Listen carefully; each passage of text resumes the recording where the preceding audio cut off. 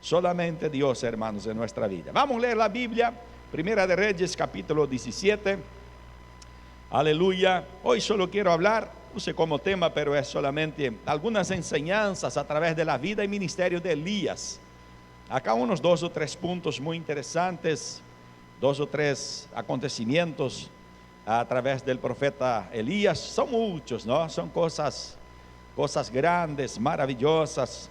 El hombre que Dios arrebató en vida, el hombre que no vio la muerte, el hombre que fue arrebatado con un carro de fuego, ¿no? De tan santo, tanta comunión tenía con Dios, tan obediente era al Señor, que el Señor lo tomó para sí. Primera de Reyes 17, versículo 1 al 4. La verdad que lo voy a comentar con ustedes, voy a dialogar con ustedes, meditar con ustedes, reflexionar con ustedes. Está en el capítulo 17 y capítulo 18 de Primera de Reyes, ¿está bien? O primero libro de Reyes. Pero voy a leer el capítulo 17, versículo 1 al 4. Capítulo 17, versículo 1 al 4. Dice así: ahora bien, Elías, el de Tisbe de Galaad, fue a decirle a Acab: tan cierto como que vive el Señor Dios de Israel, a quien yo sirvo, te juro que no habrá rocío ni lluvia en los próximos años, hasta que yo lo ordene. Entonces la palabra del Señor vino a Elías y le dio este mensaje: sal de aquí hacia el oriente y escóndete en el arroyo de Querit, al este del Jordán. Beberás agua del arroyo, y yo les ordenaré a los cuervos que te den de comer allí. Gloria a Dios. El capítulo 17, que es lo que leímos, comienza entonces con el relato de Elías prediciendo acá una sequía. Él anuncia al rey una sequía. Y eso es algo que se extendería a lo largo de 3 años y medio. Pero una cosa es cierta, hermanos, todo eso tiene que ver con lo que vivimos hoy. Una cosa es cierta: todo esto, todo lo que estaba pasando allí tenía un motivo, una causa a la cual el profeta después va a revelar en el capítulo 18, en el mismo versículo 18, que Dios había enviado las calamidades con el objetivo de castigar, porque Dios había siempre prometido, siempre advertido, siempre Dios hablaba a su pueblo y decía: si ustedes no andan en mis caminos, si ustedes no viven según mis mandamientos, va a pasar eso, aquel otro. Y habló, ¿no?, de sequía, habló de hambre, habló de pestilencias, habló de guerra, de ser entregada a los enemigos, de sus propias mujeres. Hay lugares de sus mujeres, sus hijas van a ser violadas por vuestros enemigos. ¿Por qué? Por causa de vuestra desobediencia. Escuche bien esta palabra, porque es el punto central de la vida con Dios o no con Dios. Obediencia y desobediencia. Entonces el profeta había anunciado que iba a pasar un tiempo de calamidades. Bien, mis hermanos, a pesar de todo eso, a pesar de esta promesa de Dios, que Dios iba a castigar a su pueblo, por otro lado, tiene el lado bueno siempre de la historia. A pesar que no alcanza a muchos cuando llega este momento, no son muchos los que consiguen entender, los que consiguen igual racionar, ¿no?, o razonar y pensar las cosas de manera correcta. Pero por otro lado, Dios, a pesar de todo, a pesar de enviar todo eso, a pesar del castigo, a pesar de una plaga, y nosotros estamos probando eso, Dios no deja de cuidar de los suyos, de aquellos que temen su nombre. El castigo siempre fue enviado para los desobedientes. Estamos juntos nosotros. Se viene una sequía acá, como hubo ahora 4 meses prácticamente sin lluvia. ¿Sufrimos junto con ellos o no sufrimos? Sufrimos la sequía. ¿Sentimos el calor? No sentimos. Sentimos la falta de agua, no sentimos. Pero Dios suple nuestras necesidades. Dios nos da. Vino toda la calamidad, la pandemia, ¿no? Las restricciones, la falta de trabajo a mucha gente, cortó todo, se cerró todo. ¿Sentimos o no sentimos? Sentimos, pero Dios cuidó o no cuidó de nosotros. Dios cuidó. ¿Por qué? Porque Dios, ya predicamos acá un día, Dios hace distinción a los que le sirven y a los que no le sirven. Siempre Dios va a hacer distinción. Cuando comenzaron los tiempos difíciles de este anuncio que había hecho Elías, en el capítulo número 17, nosotros leímos ahí que el Señor entonces orienta al profeta primero a que vaya a ¿dónde? A esconderse en el arroyo de Querit. Allá, claro, en aquel tiempo era agua limpia, ¿no? Probablemente cerca hacía alguna montaña, hacía algún cerro, ¿no? Y el agua decía por ahí limpita, ¿no? Dios dice, vaya allá y se esconda. Nosotros usted va a leer el capítulo 17, 18. Después más adelante va a ver que hay un hombre que dice, o que dijo al profeta Elías, el rey te buscó por todos los lados. No hay un solo lugar que el rey no te buscó. Él mandó gente por todas las partes a buscarte y no te encontraron. Y todos los que llegaban de vuelta, él preguntaba, ¿usted jura que usted no lo vio, que usted no lo encontró? Porque si no, el rey lo mataba. Aquellos que habían salido y se mentían al rey, porque Dios lo buscó, pero no lo encontró. Aquí ya aprendemos algo glorioso, ¿no? Que muchas veces Dios, cuando quiere guardar a uno, hermano, puede estar cerca muchas veces. Dios no necesita llevar muy lejos para guardar, para esconder. Dios ciega a los hombres para que no vean. Dios, cuando quiere cuidar de sus hijos, los esconde debajo de su protección divina. Este profeta fue guardado. Él estuvo allí por un tiempo. Dice el versículo 3 que leímos, pues allí este hombre sería sustentado con pan y carne, los cuales le serían dados todos los días por la mañana y por la tarde. El Señor le dijo, yo te enviaré pan y carne por la mañana y por la tarde. Por la mañana ya era para el desayuno, para el almuerzo, y a la tarde ya era para la merienda y para la cena. Pan y carne. ¿Y quién Dios usaría para hacer eso?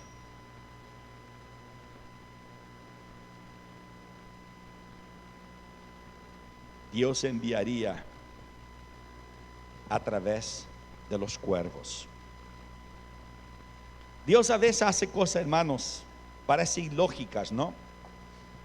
Que nos parecen irracionales lo que Dios hace.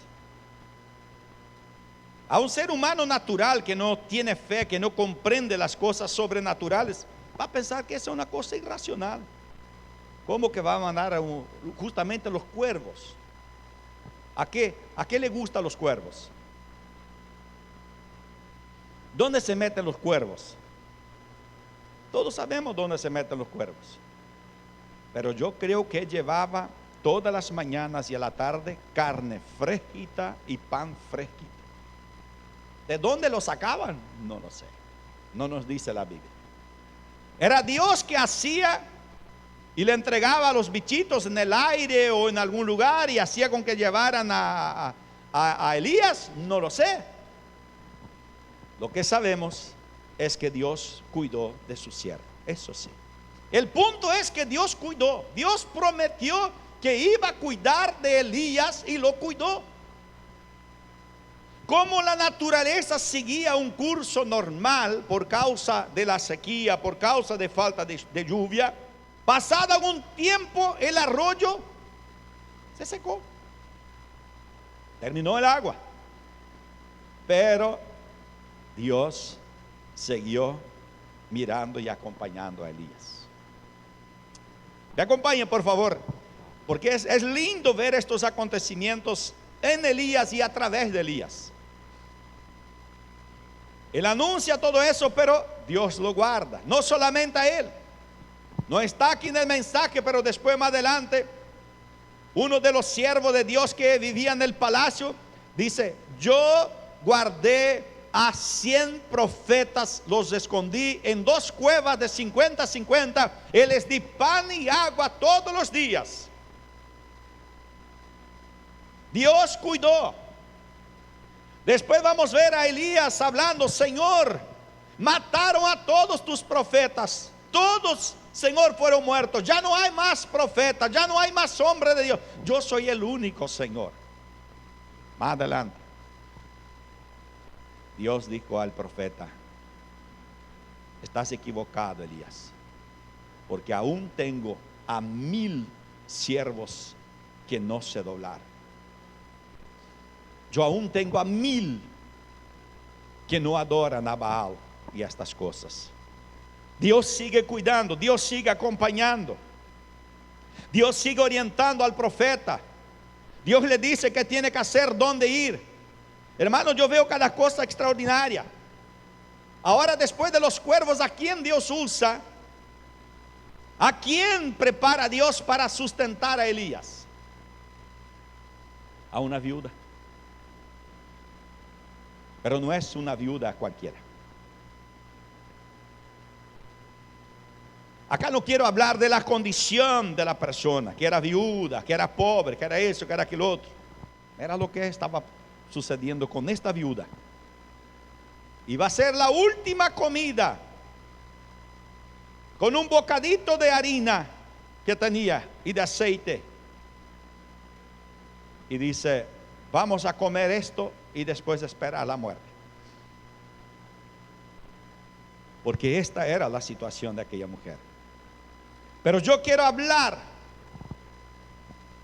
no de esta condición de la mujer, sino yo quiero hablar de la bondad de Dios para con aquellos que tienen un corazón dispuesto a obedecer y servir. Aun cuando parece que no nos queda más que un bocado de comida.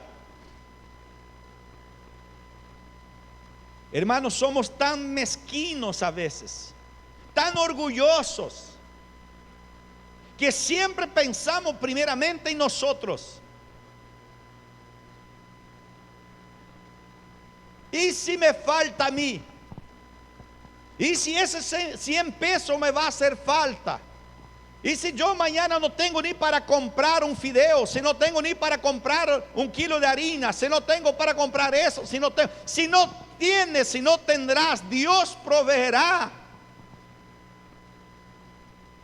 Dios proveerá.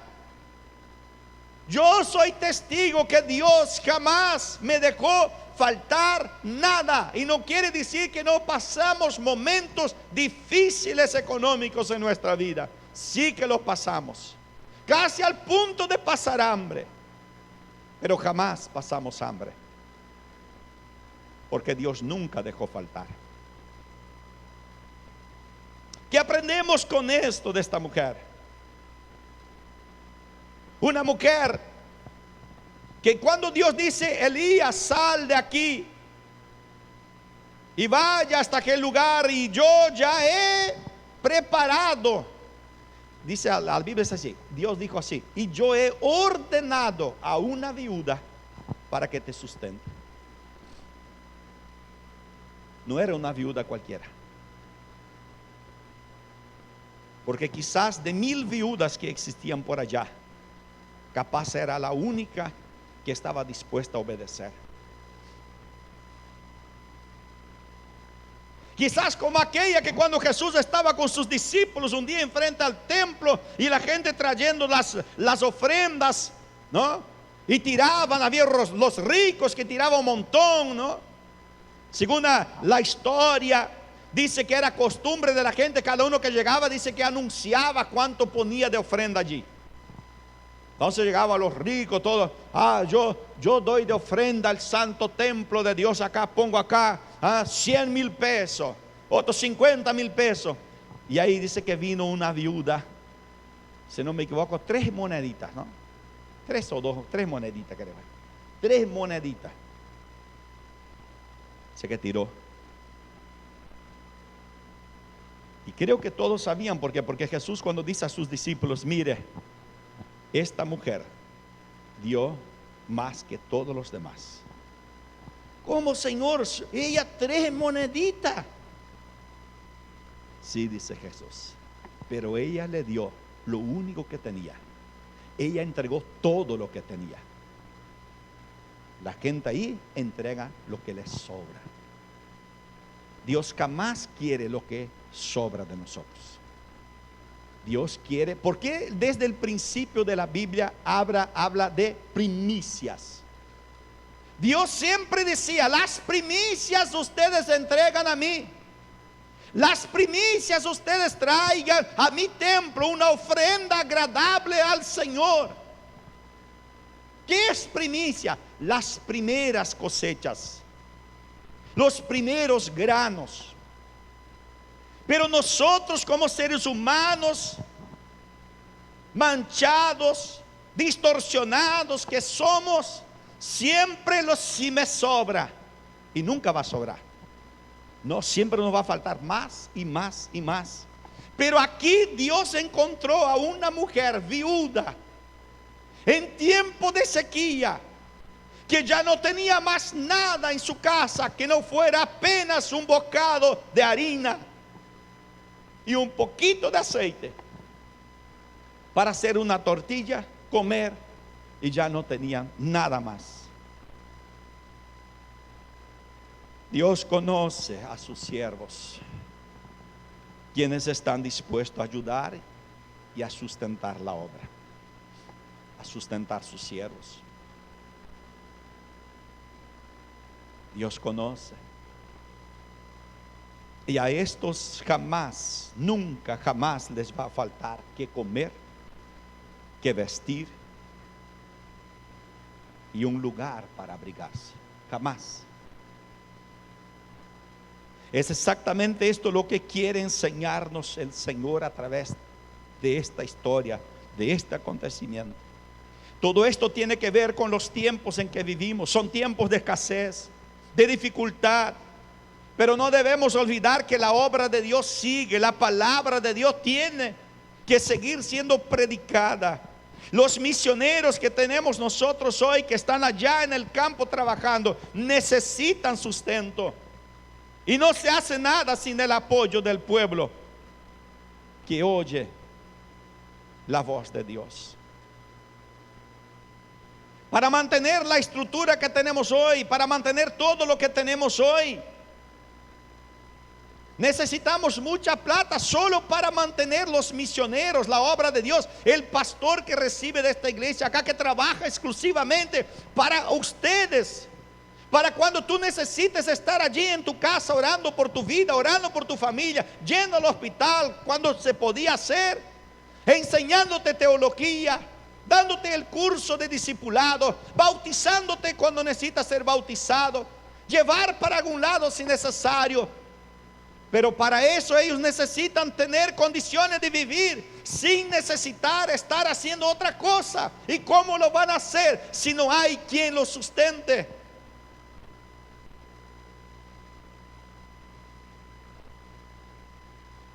Dios escogió a una mujer viuda. No porque era viuda, no porque era mujer, no porque era pobre. Dios la escogió porque era obediente.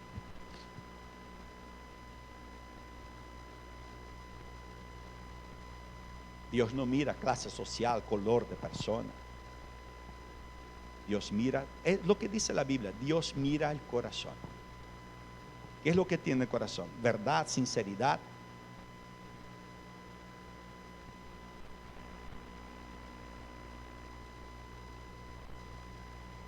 No entiendo a veces, hermanos, a veces hay muchas personas que no consiguen librarse de la mezquinidad, de la avaricia, porque no es el monto, no es el tanto de plata, no es esta cosa, es no dar al Señor lo que a Él le pertenece.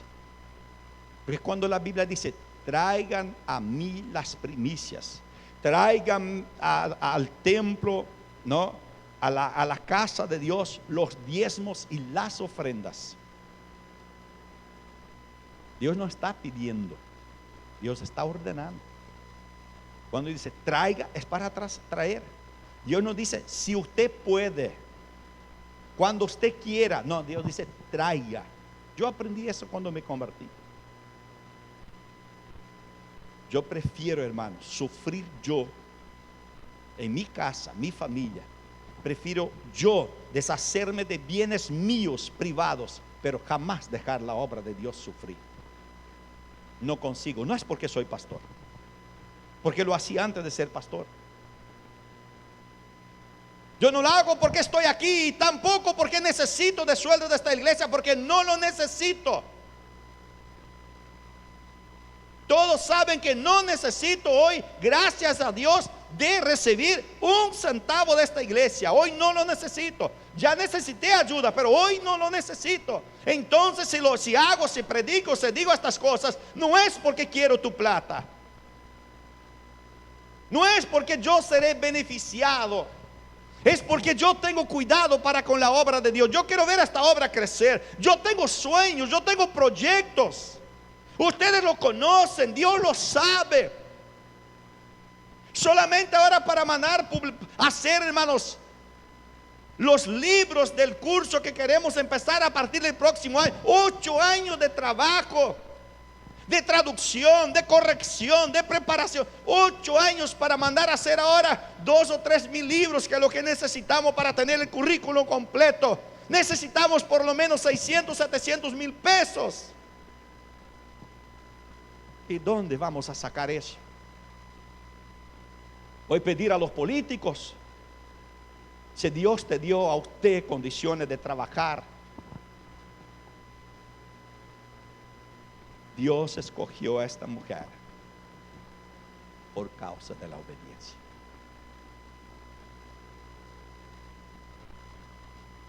Gloria a Dios. Hay quienes, la primera señal de escasez, acá en la iglesia hay, todo lugar que yo pasé siempre encontré personas así. En la primera señal de escasez, de dificultad financiera, lo primero que sacrifican, que hacen, es usurpar o apropiarse indebidamente de lo que pertenece a Dios. Siempre que uno retiene las ofrendas y los diezmos, está apropiándose indebidamente de lo que es del Señor. No soy yo que digo, hermanos, esto es la Biblia, es la palabra de Dios. Y a veces algunos se quejan que no alcanza, que no les da, que siempre está pasando necesidad, de que nunca es suficiente lo que gana, y no lo va a hacer. Puede ganar una montaña de dinero. Es como dice la Biblia, a veces es como poner la plata, hermano, en un bolsillo roto. Pone en el bolsillo, pero es como que si estuviese roto, desaparece. ¿Por qué? Porque el devorador está allí para devorar, para llevar esas cosas. Dios había ordenado a una mujer. No es que Dios le impuso esta, no es una ordenanza así, tiene que hacer si no te mato a la mujer, a la viuda. No creo en esto. Yo creo que Dios le dijo a ella que iba a enviar un siervo para que ella lo sustente, y ella prontamente aceptó. Porque era obediente. Dios no obliga a nadie a hacer nada. Dios enseña, Dios dice lo que tenemos que hacer. Quien toma la decisión de obedecer o no obedecer somos nosotros. La única forma de que el devorador sea reprendido es a través de nuestra fidelidad. Este es un punto. Primero los cuervos. Primeramente allá, después la viuda. ¿Qué más podemos aprender con los hechos y ministerio de Elías? Pasado ya entonces un cierto tiempo, Mientras Elías estaba siendo hospedado y sustentado por aquella viuda, su hijo único falleció. Ay, hermano, cómo yo aprendo aquí, hermanos, cómo eso me toca. Su hijo único falleció.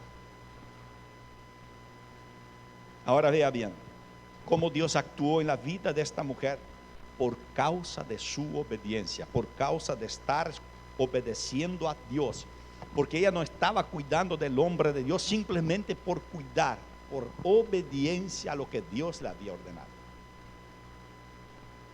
¿Tiene recompensa a los que obedecen? Tiene. Escuche cómo Dios actuó en la vida de esta mujer por causa de su obediencia, porque fue hospitalaria para con el siervo de Dios. Escuche las palabras que dijo el profeta Elías cuando él oró a Dios. Está en el capítulo 17, versículo 20, en la parte B. Elías toma al hijo, lleva su pieza, su cuarto, y Elías entonces dice: Señor mi Dios,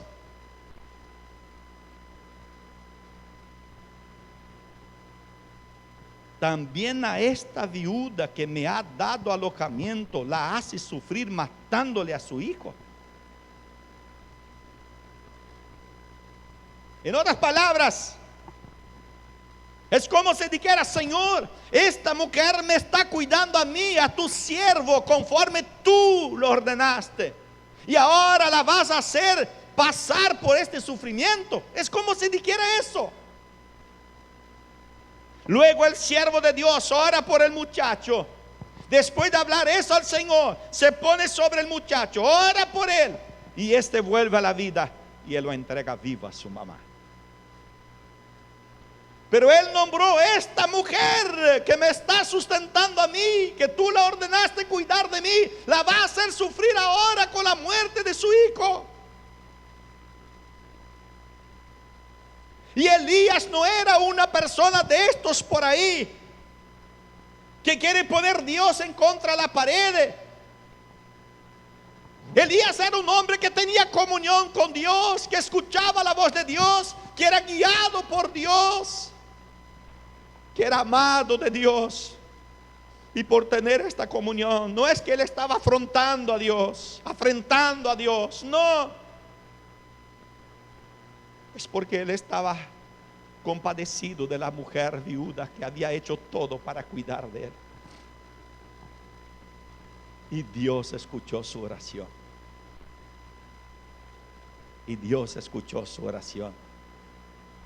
Y le devolvió la vida al muchacho. Le devolvió el hijo a su madre. Alabado sea el nombre del Señor. ¿Y qué dice la mujer cuando recibe a su hijo con vida? Mira qué cosa gloriosa, la oración de Elías, y mira la palabra de la mujer. El 17, versículo 24, la parte B. Ahora sé que eres un hombre de Dios, y con lo que sale de tu boca es realmente la palabra de Dios. En otras palabras, esta mujer está diciendo: ahora sé que lo que estoy haciendo es verdaderamente a un siervo de Dios, y que todo lo que dices viene de parte de Dios. A través de este acontecimiento, de este hecho, a través de esta oración, a través de la muerte de este muchacho, de Dios resucitar, hubo una confirmación de que Dios estaba obrando tanto en la vida de la viuda como Dios estaba en la vida del profeta. ¿Por qué? Porque con Dios no hay confusión.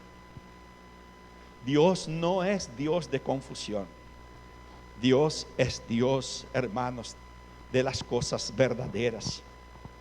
Tenemos hoy un gran problema. Es que los que hacemos la voluntad de Dios, predicamos la verdadera palabra de Dios, somos juzgados igual a los mercenarios, los falsos profetas y predicadores autodesignados que andan dando vuelta por ahí. Ese es un problema que tenemos hoy. Son los días que vivimos. Pero sepa usted que nos acompaña, usted hermano de la iglesia, referirme a aquellos que están del otro lado. sepan ustedes que todavía hay hombres de Dios que realmente están para transmitir la palabra de Dios y no para sacar provecho de la obra y de los inocentes. Hay muchos de estos. Es una vergüenza, me da vergüenza, me da vergüenza. Somos mal vistos en la sociedad. Uno llega al lugar, habla que es pastor, ya te mira así de costado, con desconfianza. ¿Por qué? Porque hay tantos por ahí que se autodenominan pastores. Y tantos títulos más que solo sirven de vergüenza al evangelio. Qué gran lección aprendemos aquí, mis hermanos. Al llegar al capítulo 18, ahora después de este acontecimiento, encontramos a Elías ahora enfrentándose al rey otra vez. Primero anuncia, Dios lo retira de escena, lleva por otros lugares. Dios obra por acá, obra por allá. Sustenta a sus siervos, sustenta a una mujer obediente. Y ahora Dios, Elías tiene que volver ahora a encontrarse con el rey Acab. Había llegado el momento de confrontar a aquel que pensaba ser el que manda en todo. Dice la escritura que después de un largo tiempo, al tercer año de sequía, Elías todavía permanecía en la casa de la viuda. No sé cuánto tiempo, que es que pasado mucho tiempo hasta secar el río allá, ¿no? Después de ahí se fue a la casa. Yo no sé si un año y medio, 2 años pasó en la casa de la viuda. Pero pasado este tiempo,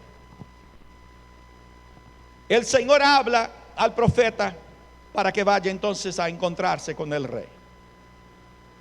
Mire cómo son las cosas. Al igual que vivimos hoy. Atención, por favor, que vamos a aprender algo más aquí. Mire lo que dijo el rey Acabe al encontrarse con el profeta y la respuesta de este. Pero enseguida vuelvo a este asunto. Hay algo más que me llamó la atención en este pasaje bíblico, antes de hablar del encuentro del profeta. Había un hombre. Usted sabe que la desgracia de la esposa del rey, la reina Jezabel, si no me equivoco, ¿no? Era una cosa, una tribulación. Ella había mandado perseguir y matar a todos los profetas de Dios. Y quiso matar a Elías también. Pero había un hombre, mira hermanos, igual como Dios cuidó a Moisés. ¿Dónde Dios cuidó a Moisés? Dentro del palacio. Como nieto del rey. El que iba un día a ser usado para destruir aquel reino fue criado dentro del palacio. Había un hombre aquí que servía en el palacio del rey y que era de los que dice la Biblia y que era de los que adoran a Dios. ¿Qué nos quiere decir acá? Hermanos, no hay lugar que usted pueda estar que no pueda servir a Dios. No me venga con excusa. No, porque el lugar que yo voy, no, porque el trabajo que yo tengo, no, porque no sé qué, no me permite, porque tú estás en el lugar equivocado. Entonces podríamos hablar de Daniel, Sadrach, Mesach y Abednego. Podríamos hablar de tantos y tantos profetas del Antiguo Testamento que eran esclavos, pero que no se rendían, que no se entregaban, que no servían a los dioses paganos. Había un hombre aquí, dentro del palacio, y la Biblia dice eso, nombra eso, que era de los que adoraban a Dios. Y un día el rey entonces le dice: mira, salga por usted, agarre unos soldados, gente, y vaya por un lado y vaya a buscar si encuentra agua y pasto. A veces podemos salvar quizás nuestros caballos, nuestras mulas. Y yo me voy por otro lado. Y se fue este hombre. Fue a buscar agua. Pero Dios pone a este hombre directamente de encuentro a Elías. Y Elías se encuentra con él. Y Elías dice: vaya ahora a buscar, vaya a llamar al rey ahora.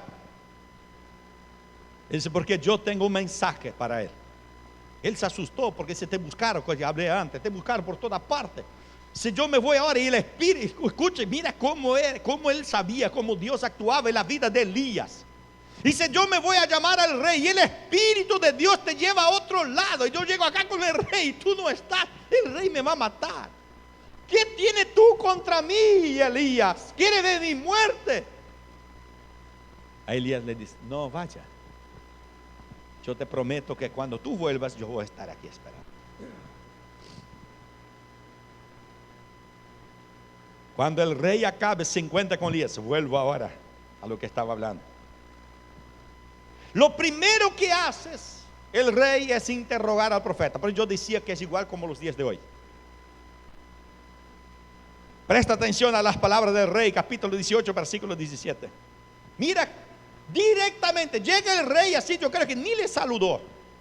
El rey ya le dijo así: ¿eres tú el que está causando problemas a Israel? En otras palabras, ¿eres tú aquel que pidió que no llueva? ¿Eres tú aquel que envió esta sequía sobre la tierra que está matando gente, ganado, que estamos sufriendo, aquí está pasando? ¿Eres tú este?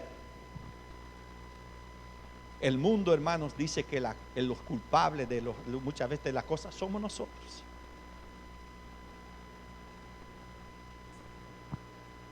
Somos nosotros los culpables. ¿Y qué respuesta le dio Elías? Tiene una causa, hermanos. Todas las cosas tienen una causa. Las plagas tienen una causa. Es por eso que los creyentes, los que sirven a Dios, no deben temer estas cosas.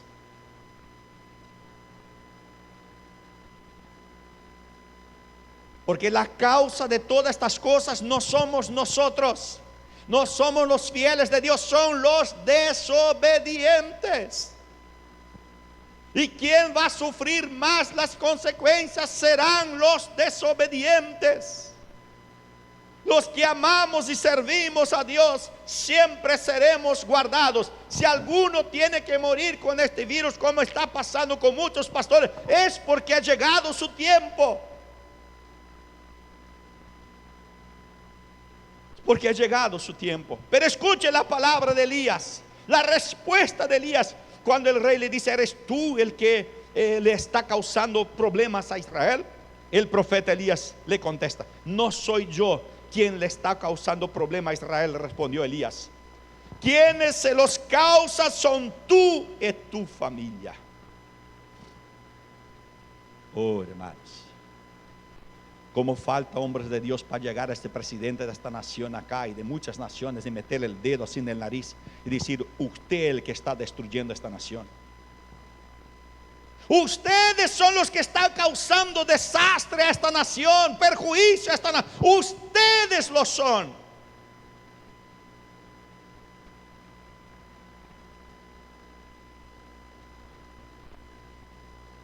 Aunque alguna vez le cueste la cabeza, como a Juan el Bautista, por llegar a la casa, al palacio, al rey, decir: rey, tú estás en adulterio, estás en pecado, porque tú andas con la mujer de tu hermano y no es mujer tuya. Al rey. Hoy andan las gente, los pastores, todo alrededor del presidente, de todo. Uno ve con de las políticas, ¿no? Todo profetizando y declarando y todo, como si tuviese una teta que sale leche y miel de allí de la cosa. No importa los perjuicios que tenemos.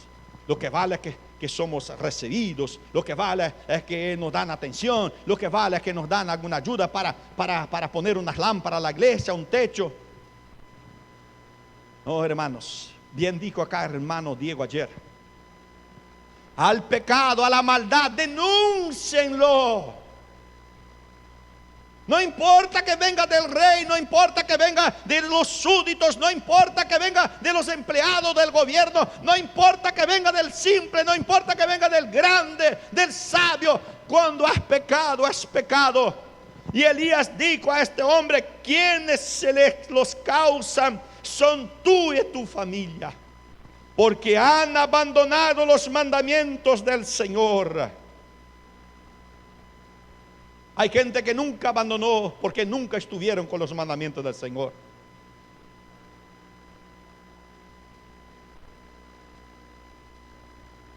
Pero estos ya conocían, dice, porque han abandonado los mandamientos del Señor y se han ido tras los Baales, otros dioses. Por eso les decía anteriormente que es igual a lo que vivimos hoy. Porque infelizmente en nuestros días, si un siervo de Dios dice o anuncia que las plagas, las calamidades, las pestilencias, las tribulaciones que enfrentamos son consecuencias del pecado del hombre y de los que mal gobiernan, que son consecuencias de la desobediencia a la palabra de Dios, luego, hermanos, los ignorantes acerca de las cosas divinas van a decir que estamos maldiciendo a la gente o faltando al respeto a las autoridades.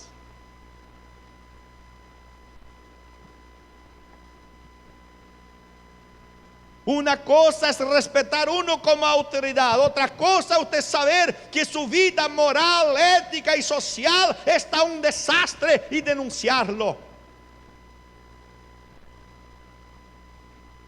La Biblia dice que debemos orar por las autoridades. Sí que debemos orar todos los días por quien gobierna, pero no quiere decir que debemos aprobar lo que ellos hacen, las maldades que cometen, los errores que cometen.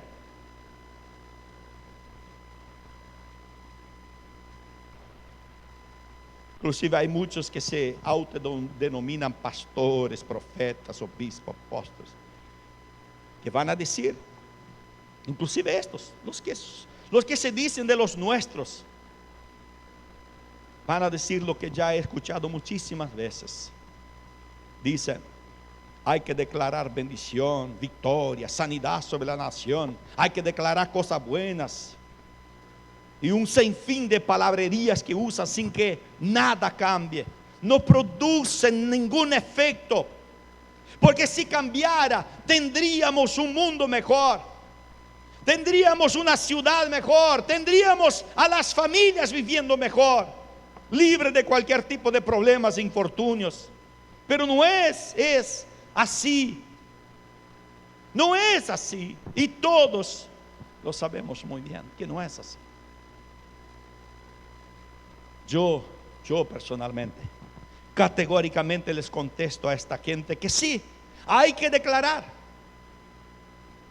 Sí, hay que declarar, pero hay que declarar lo que está revelado y declarado en la Biblia. Lo que yo declaro con toda la convicción de mi alma es esto. Escuchen lo que yo declaro con conocimiento bíblico, con razón, con entendimiento de las Escrituras.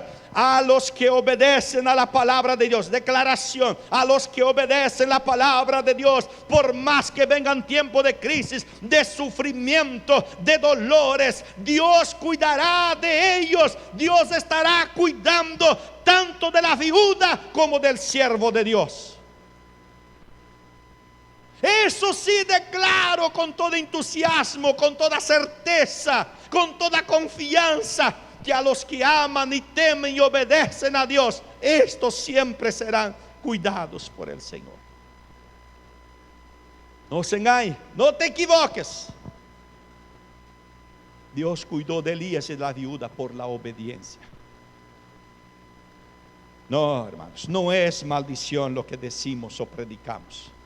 Simplemente estamos trayendo a la luz lo que está escrito y revelado en la palabra de Dios. Nada más que eso. Y el Salmo 34 que yo leí en el principio revela con todas las letras lo que acabo de decirles. Todo lo que prediqué hasta aquí está revelado explícitamente en el Salmo 34. Leámoslo. Y con esto ya voy a la conclusión. Por favor, preste mucha atención, porque los que sirven a Dios van a amar esta palabra y edificará aún más su fe. Salmo de número 34. Yo quiero concluir este mensaje, un mensaje de alerta, de exhortación, un mensaje de despertamiento. Yo quiero concluir con este salmo. Ya en el subtítulo ya nos dice mucho cuando dice: gustad y ved que es bueno Jehová. Pero ¿es bueno para quién? Para los que lo aman y lo temen. Va a decir esto.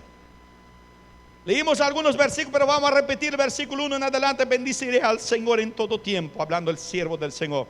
Mis labios siempre lo alabarán. Mi alma se gloría en el Señor.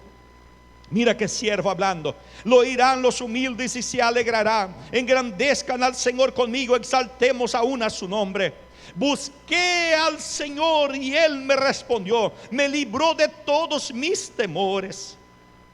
Radiantes están los que a Él acuden. Jamás su rostro se cubre de vergüenza. Este pobre clamó y el Señor le oyó y lo libró de todas sus angustias. El ángel del Señor acampa en torno a los que le temen. A los que le temen. Está clasificando la clase de personas que son alcanzados por la bendición de Dios. El ángel del Señor acampa en torno a los que le temen. A su lado está para librarlos. Prueban y vean que el Señor es bueno. Dichosos los que en Él se refugian. Versículo 9. Teman al Señor ustedes sus santos. Tema es tener Dios con una reverencia profunda, pues nada les falta a los que le temen. Versículo 10. Los leoncillos se debilitan y tiene hambre, pero a los que buscan al Señor nada les falta. Vengan, hijos míos, y escúchenme, que voy a enseñarles el temor del Señor. El que quiera amar la vida y gozar de días felices, que refrene su lengua de hablar el mal y sus labios de proferir engaños. Que se aparte del mal y haga el bien, que busque la paz y la siga. Versículo 15. Los ojos del Señor están sobre los justos y sus oídos atentos a sus oraciones. Oraciones. Dios está atento a sus oraciones. Si no tiene oración, no tiene atención de Dios. Si no tiene oración, no tiene atención de Dios, porque Dios atiende a nuestras oraciones. El rostro del Señor está contra los que hacen el mal. Mira la diferencia. Para borrar de la tierra su memoria. Versículo 17. Los justos claman. Oración, plegarias. Los justos claman y el Señor los oye. Los libra de todas sus angustias. Repite 3 veces ya que los libra de la angustia. Le protegerá todos los huesos y ni uno solo se quedará. La maldad destruye a los malvados. Serán condenados los enemigos de los justos. Y último versículo 22. El Señor libra a sus siervos. No serán condenados los que en Él confían. No serán condenados. Y hermanos, ¿y cómo termina este relato bíblico del capítulo 18 de Primera Reyes de Elías? Después del encuentro con Acabe el rey, dice: oh rey, vaya, busque ahora a tus profetas allá de Baal. Vamos a subir allá en la montaña, tráigalos todos y vamos a hacer un sacrificio y vamos a ver cuál es el Dios que responde. Yo estoy desafiando a todos tus profetas. Yo me voy solo. Llame a todos tus profetas y venga allá. Ellos preparen su altar, preparen su holocausto. Clame a su Dios. El Dios que responda con fuego es el Dios verdadero. Y los creyentes ya conocemos la historia, ¿no? ¿Cuál fue el final de esta historia? Los falsos profetas fueron llevados a un valle, fueron muertos todos, mataron a todos, fueron destruidos, avergonzados, humillados. Y el siervo del Señor salió de allí como el gran siervo de Dios, como el hombre de la verdad, el hombre que tiene la palabra de Dios, el hombre que habla la palabra de Dios. Aleluya. Y esto es lo que sucederá en los últimos días. Es lo que dice el último versículo del Salmo, el número 22. El Señor libra a su siervo. Nosotros un día vamos a ser librados. Nosotros un día vamos a ser rescatados. Nosotros un día vamos a entrar en el cielo de gloria para estar para siempre con el Señor. Pero aquellos que desobedecen, aquellos que no se humillan delante del Señor, aquellos que no quieren obedecer del todo al Señor, serán avergonzados, humillados. Pero nosotros seremos glorificados. Y dice que después de aquel acontecimiento, ¿qué es lo que vino? Una lluvia torrencial Dios mandó. Cuando habla de lluvia, habla de nueva vida, de vida nueva. Habla de producir cosas nuevas sobre la tierra. Eso va a suceder en el final de los tiempos, hermanos.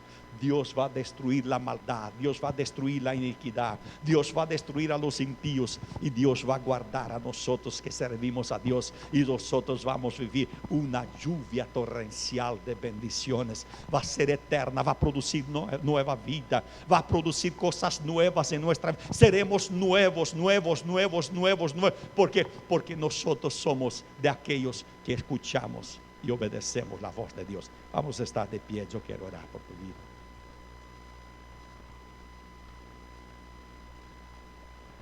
Gloria a Jesús.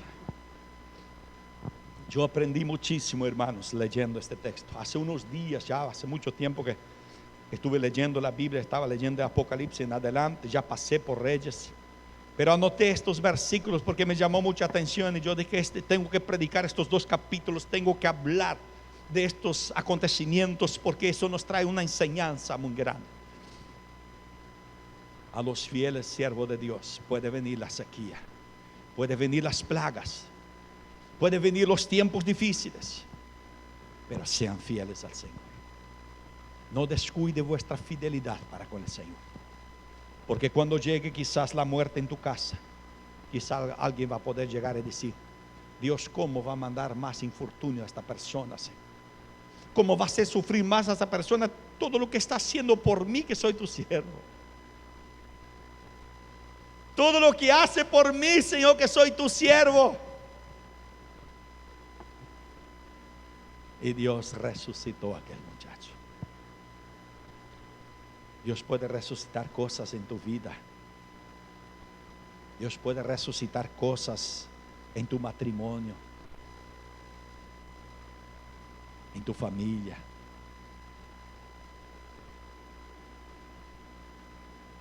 Va a llegar el momento que vas a necesitar.